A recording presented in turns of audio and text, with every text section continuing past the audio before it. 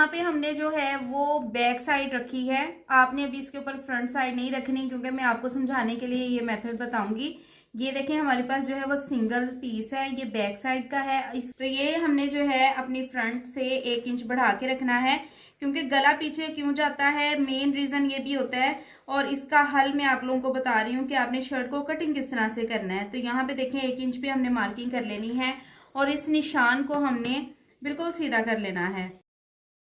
हमने इसके ऊपर अपनी फ्रंट साइड रखनी है। जो हमारा फ्रंट साइड का पीस है उसको हम रखेंगे इसके ऊपर।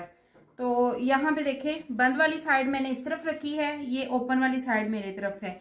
सबसे पहले हमने डिजाइन देख लेना है कि डिजाइन जो है वो ऊपर नीचे किस तरफ फ्लावर्स जा रहे हैं, तो उस तरह ही आपने जो है फ्रंट और बैक को बिछाना है। यहाँ पे सबसे पहले हमने तीरे के लिए मार्किंग करनी है कि तीरे की हमने जो है वो कितनी मेजरमेंट्स हैं हमारी और हमने कितना तीरा रखना है।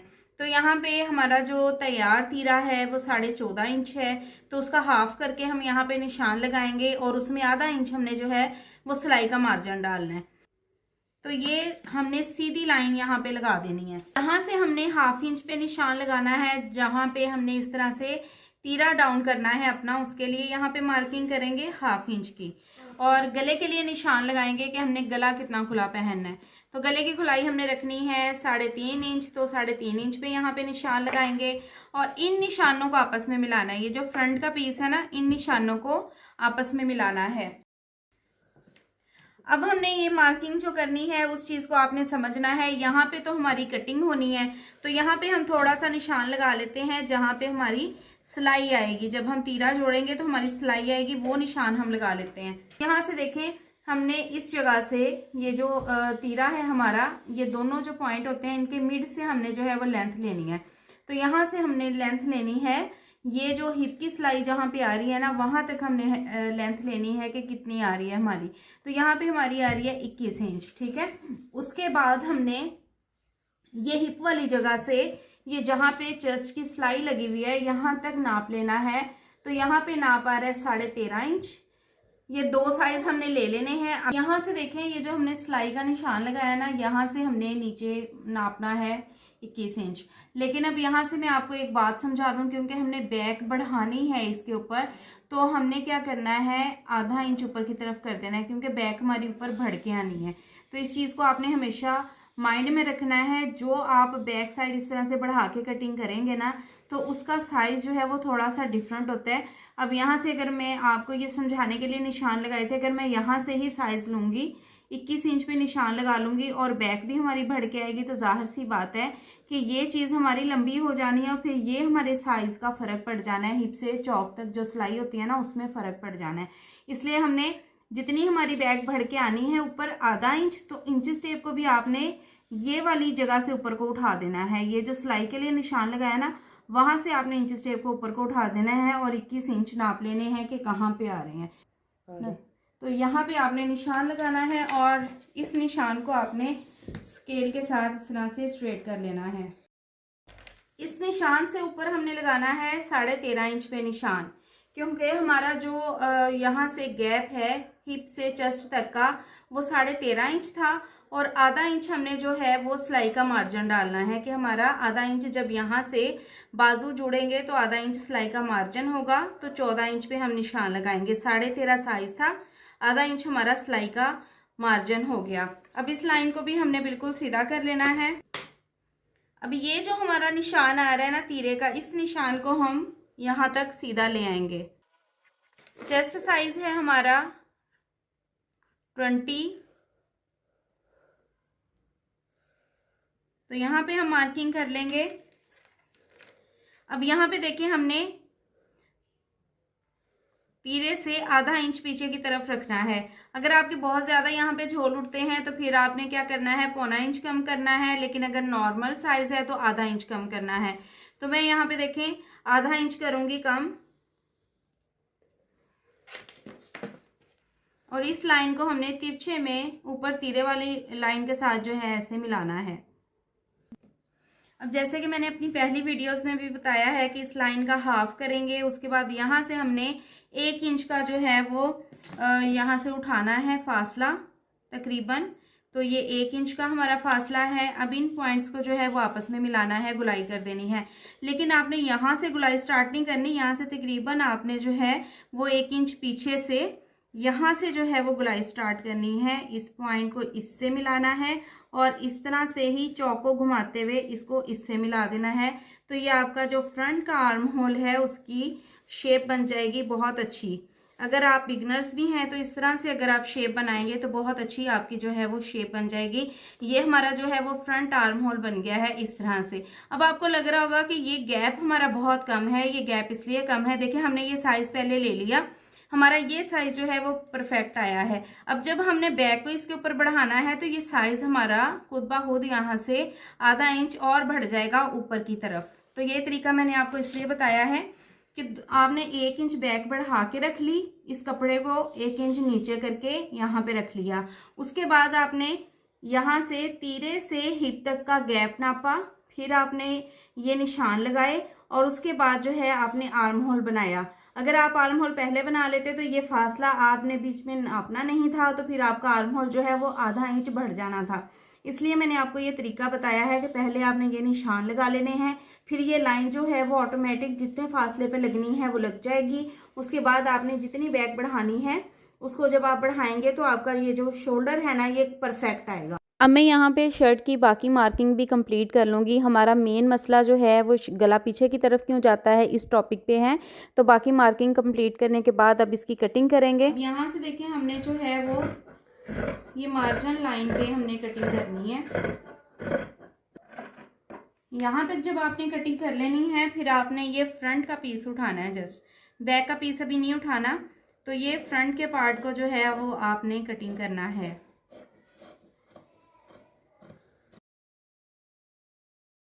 अब यहाँ से देखिए हमने बैक साइड को 1 इंच बढ़ाना है, इस जगह से 1 इंच हमने बढ़ाना है। पहले इस लाइन को ऊपर को ले जाएंगे, फिर यहाँ से 1 इंच रखना है हमने इस जगह से।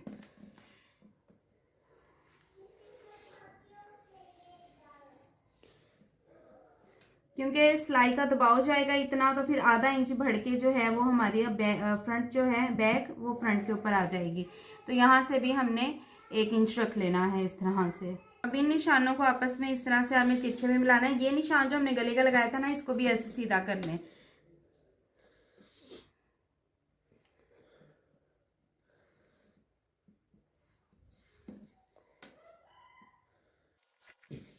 अब इस तरह से हमने बैक जो है वो बढ़ा लेनी है।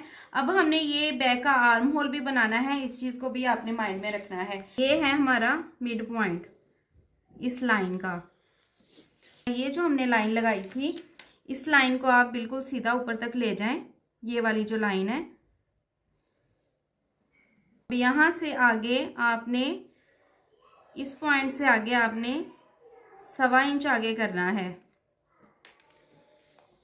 अब इस पॉइंट को इन तीनों पॉइंट्स को आपस में मिलाना है।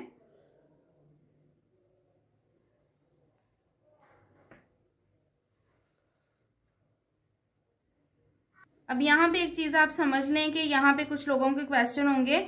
यहाँ से जो फ्रंट है हमने उसको यहाँ से गैप रख के गुलाई दी थी, लेकिन बैक को हमने इसके साथ ही मिलाना है।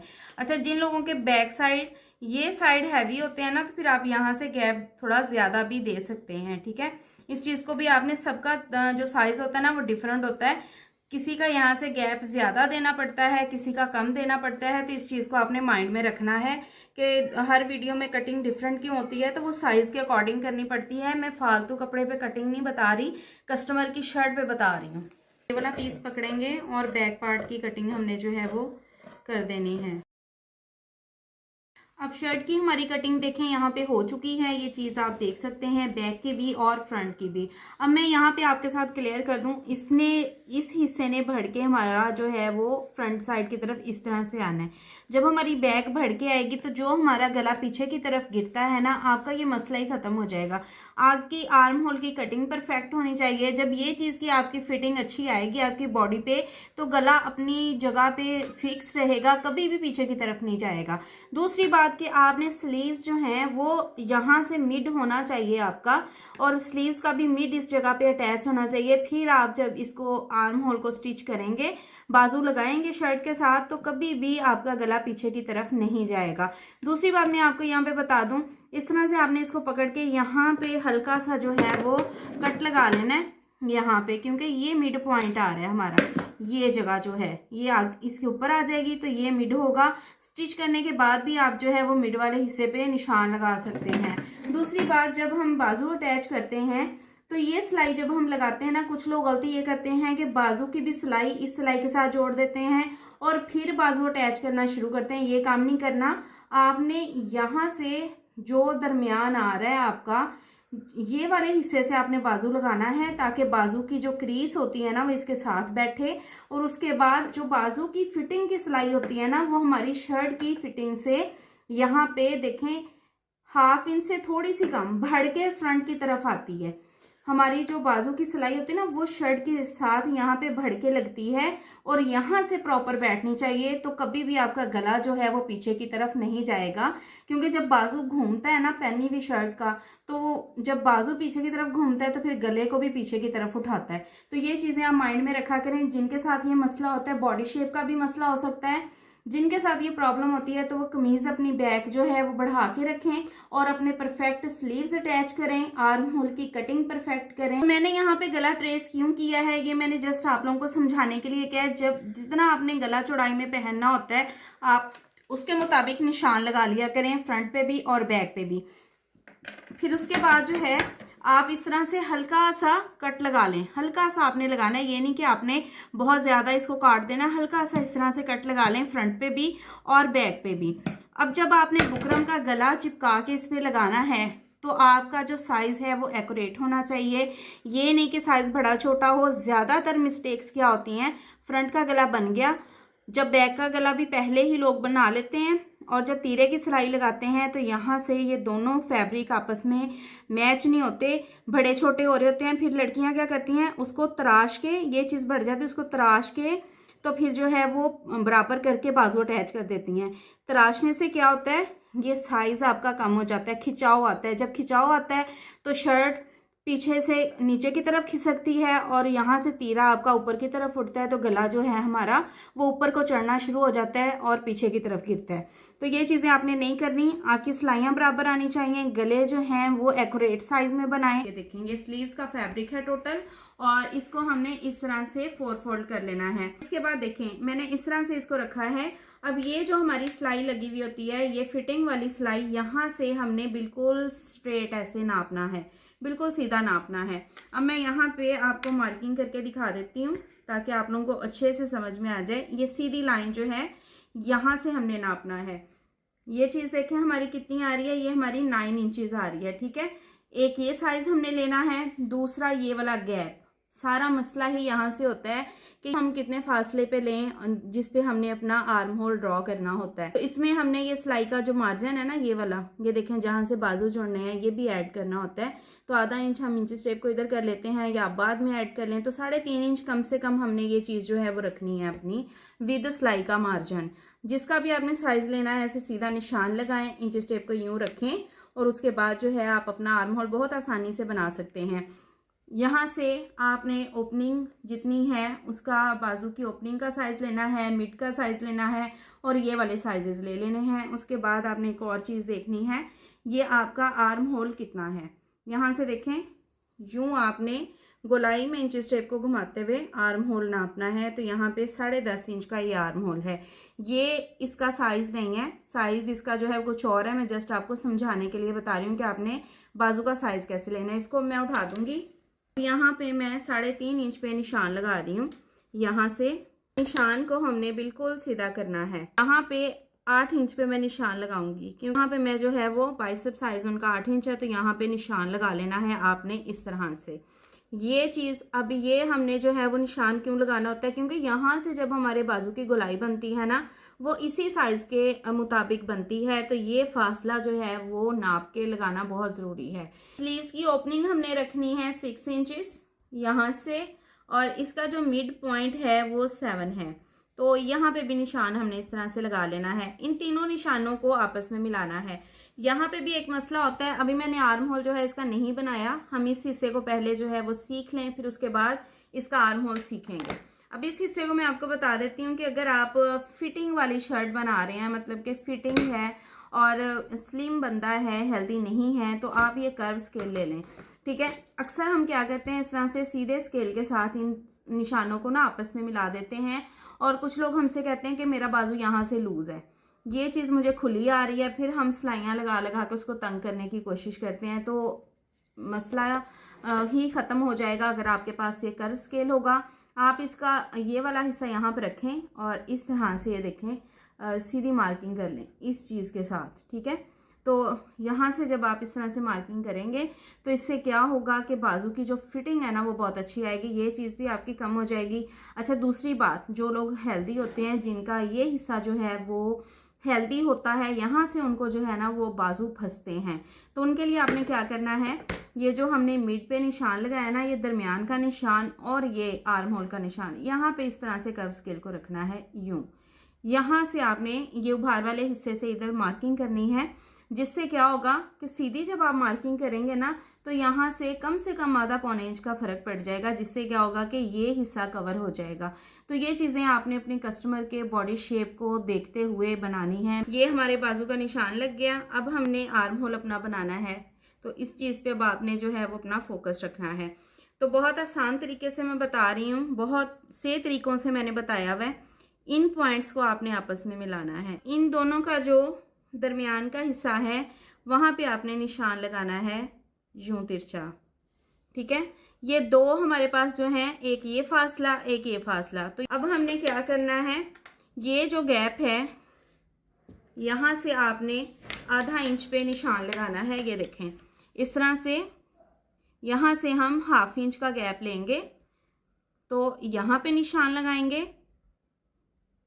इन दोनों पॉइंट्स का भी जो हाफ होगा वहां पे आपने इस तरफ निशान लगाना है। जो नीचे का हिस्सा है उस पे जो निशान लगेगा वो बाजू की तरफ लगेगा, और ये जो ऊपर का हिस्सा है इस पे जो निशान लगेगा वो ये जो कटिंग होनी है इस तरफ को लगेगा। यहाँ पे भी आधा इंच पे हमने निशान लगा देना है।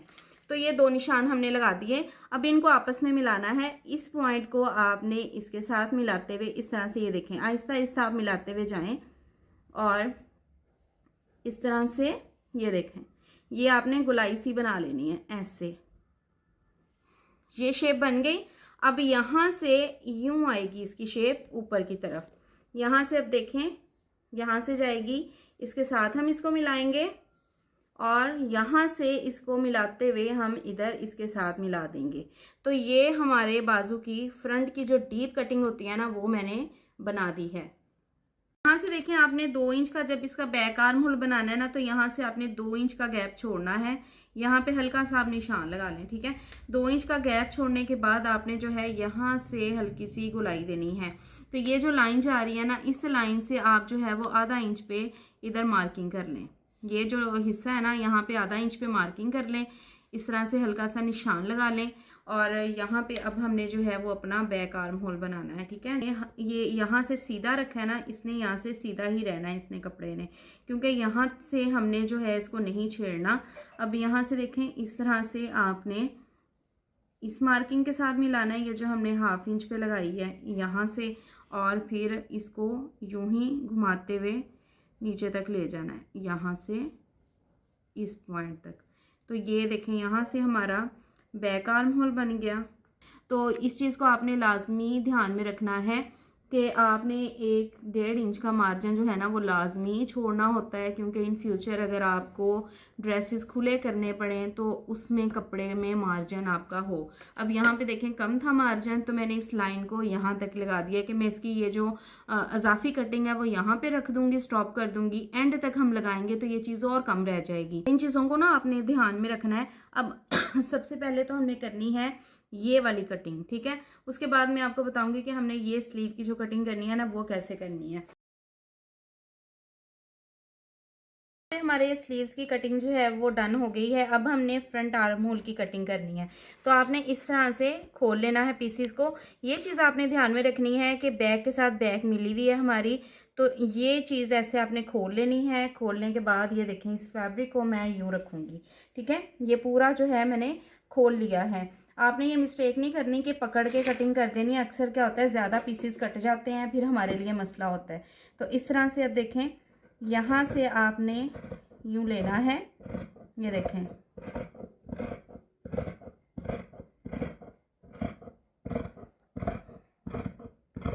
और ये देखें, ये मिड पॉइंट तक हमने कटिंग कर दी है, ये वाली डीप अपनी।